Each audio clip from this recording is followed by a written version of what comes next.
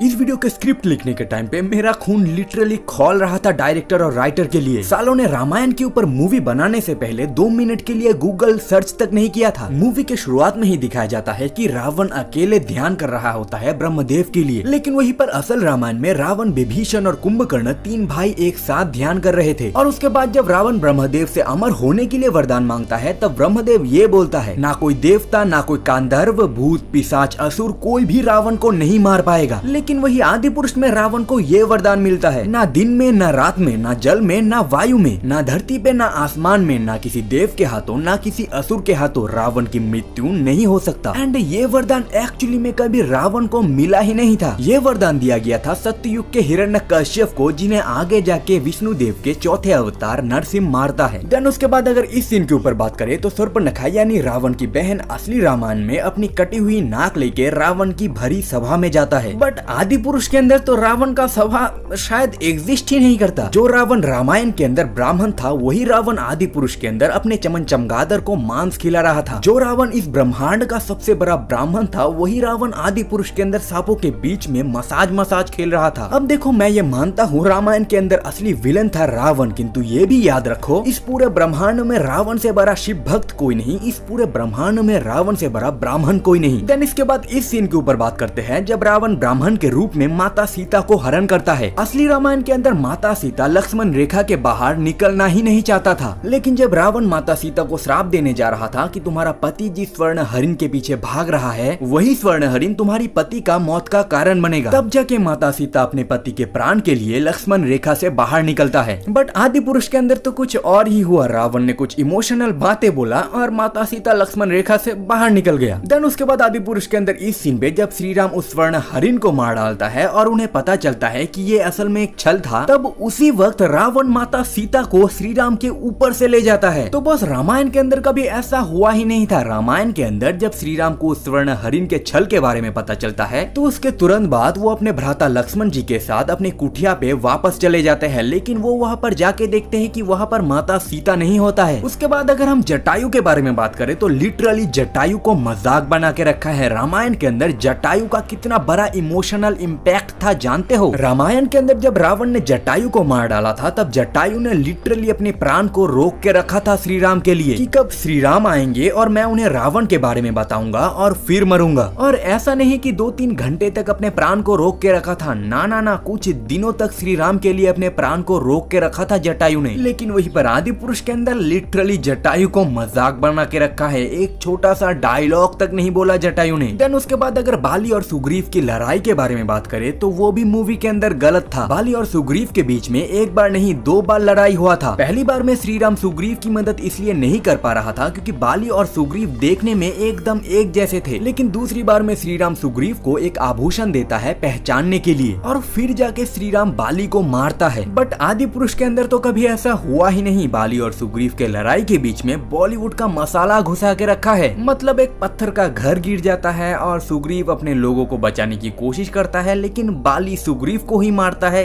क्या है ये? उसके बाद इस सीन पे तो उन्होंने हद ही कर दिया। हनुमान जी के आइकॉनिक सीन को मूवी से हटा दिया। रामायण के अंदर जब हनुमान जी को पकड़ के रावण के सामने रखा गया था तो वो एक सभा में रखा गया था, बट आदि पुरुष के अंदर तो सभा है ही नहीं। यहाँ पर रावण सभा नहीं तलवार बनाया करता है। एंड रामायण के हर एक मूवी, हर एक टीवी शो, हर एक रामायण के अंदर हमें हनुमान जी की इस आइकॉनिक सीन को देखने को मिलता ही है, जब हनुमान जी अपने पूंछ को रावण के सिंहासन से भी बड़ा करके उसके ऊपर बैठता है। एंड ये सीन भी आदि पुरुष के अंदर नहीं होता है। ओम राउत भाई, तुम मुझे बाहर कभी मिल मत जाइयो, हनुमान जी की गदा से ही पेलूंगा। देन अभी बात करते हैं राम सेतु के टॉपिक के ऊपर। तो एक्चुअली में रामायण के अंदर हुआ कुछ ऐसा था, जब श्री राम समुद्र देव को बुलाता है तब समुद्र देव अपने ही पूजा में लीन थे। बट ये बात श्री राम को नहीं पता था। श्री राम ने ब्रह्मास्त्र टांग दिया समुद्र देव के ऊपर और तब जाके समुद्र देव श्री राम के चरणों में आ जाता है और श्री राम समुद्र देव से सेतु बनाने के लिए पूछता है। तब समुद्र देव बोलता है कि 2 भाई हैं नल और नील, उन दोनों को श्राप है कि अगर वो दोनों समुद्र के ऊपर कुछ फेंकेंगे तो फिर वो वस्तु कभी भी समुद्र के अंदर नहीं जाएगा। उनकी मदद से आप समुद्र के ऊपर एक सेतु बना सकते हो। और तब श्री राम बोलता है कि ये सब तो ठीक है, लेकिन मैंने जो ब्रह्मास्त्र मेरे धनुष के ऊपर टांग दिया है वो अब उतरेगा नहीं। तो वह समुद्र देव श्री राम से बोलता है कि आपका ब्रह्मास्त्र उत्तर दिशा में छोड़ दीजिए। लेकिन आदि पुरुष के अंदर इतना कांड हुआ ना, वहाँ पर श्री राम ने ब्रह्मास्त्र टांगा, ब्रह्मास्त्र फिर अपनी जगह पर रख दिया, समुद्र देव आया, क्या बोला, चला गया। और तुम्हें ये भी पता होना चाहिए कि हनुमान जी राम जी के मुंह में हर एक पत्थर पे श्री राम लिख दिया था। देन इसके बाद अगर हम अगली सीन के ऊपर बात करें तो यहाँ पर जब हनुमान जी संजीवनी बूटी की पहाड़ लाता है तब हनुमान जी वहाँ पर जाके संजीवनी को पहचान लेता है। और बस इतना ही नहीं, हनुमान जी ये भी सोचता है कि ये अभी लक्ष्मण जी को लग रहा है, आगे जाके और भी किसी को लग सकता है तो पूरा पहाड़ ही ले जाता हूँ। बट एक्चुअली में रामायण के अंदर कभी ऐसा हुआ ही नहीं था। रामायण के अंदर हनुमान जी संजीवनी को पहचान ही नहीं रहे थे और इसीलिए उन्होंने पूरे पहाड़ को ही उखाड़ के ले गया। और बस इतना ही नहीं, वहाँ पर जिस वेद ने संजीवनी को लक्ष्मण जी को लगा के ठीक किया था, उसी वेद ने हनुमान जी को ये भी बोला था कि इस पहाड़ को वापस वहीं पर रख के आओ, ताकि अगर बाद में किसी को भी संजीवनी चाहिए होगा तो वो वहाँ से ले लेगा। बट आदि पुरुष के अंदर इनमें से एक भी काम नहीं किया गया है। इनफैक्ट मूवी के अंदर लक्ष्मण जी को ठीक करता है विभीषण की बीवी, जबकि इन सब कांडों में विभीषण की बीवी शामिल ही नहीं था। देन उसके बाद अगर मूवी के एंडिंग के बारे में बात करें तो एंडिंग भी ठीक से नहीं लिखा गया। रामायण के अंदर विभीषण श्री राम को बोलता है कि रावण के नाभि में अमृत है। देन उसके बाद जाके श्री राम अपना ब्रह्मास्त्र रावण के नाभि में चलाता है एंड देन वहीं पर रामायण की कहानी समाप्त हो जाता है। एंड तुम्हें ये भी पता होना चाहिए कि रावण भी मरने से पहले श्री राम बोल के मरा था। तो बस माल मसला खत्म। एंड हाँ, अगर तुम्हें वीडियो पसंद आया लाइक सब्सक्राइब शेयर जो मन चाहे मारो। मैं मिलूंगा तुम्हें किसी अगली वीडियो में नए टॉपिक के साथ, तब तक के लिए टाटा।